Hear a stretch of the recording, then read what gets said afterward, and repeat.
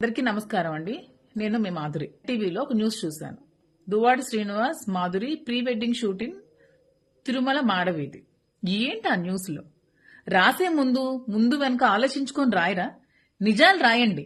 అంతేగాని మీకు తోచింది, మీకు నచ్చింది ఏదో ఇతరుల మీద బురద జల్లాలని ఇష్టం వచ్చిన వార్తల్ని రాయడం అనేది చాలా తప్పు.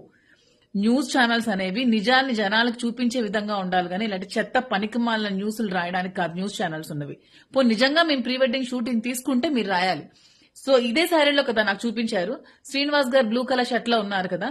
శ్రీనివాస్ గారు నేను కలిపి ఈ డ్రెస్ తో నేను శ్రీనివాస్ గారితో కలిపి తీసుకున్న ఒక్క ఫోటో అయినా పోస్ట్ చేయండి. పోస్ట్ చేసి అప్పుడు రాయండి ప్రీ వెడ్డింగ్ షూట్ తీసుకున్నామని. ఇష్టం వచ్చినట్టు ఎలా అండి అలా వార్తలు రాసేస్తారు? మీకేది తోచితే ఏది నచ్చితే ఆ వార్త అది పెట్టేయడమేనా? అది యువతల మనసుల్ని ఎంత బాధ పెడుతుందో ఆలోచించినా. ఇది నా ఒక్క దానికి కాదు, చాలా మంది భక్తుల మనోభావాలను దెబ్బతీసే వ్యాఖ్యానాలు చేశారు మీరు. ఇవి చాలా తప్పు. ఇలాంటి తప్పుడు ప్రచారాలు మీరు చేయకండి.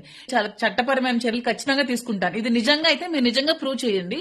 నేను ఏ శిక్ష వేసినా దానికి రెడీగా ఉంటాను.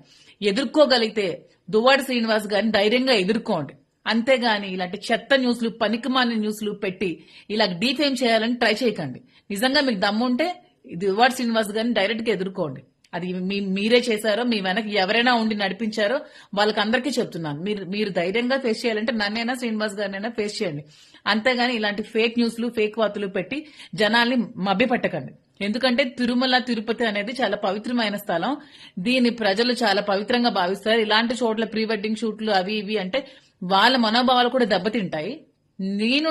నేను నమ్ముకున్న దైవం, నా ఇష్ట ఆరాధ్య దైవం తిరుమల తిరుపతి వెంకటేశ్వర స్వామి. నాకు చాలా ఇష్టమైన దైవం.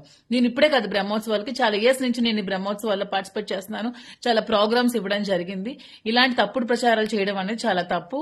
ఇవి మీరు ఖచ్చితంగా బ్యాక్ తీసుకోవాలి. నాకు మీరు అపాలజీ చెప్పాల్సిందే. లేదంటే నేను చట్టపరమైన చర్యలు ఖచ్చితంగా తీసుకుంటాను. నేను కేసు ఫైల్ చేస్తాను.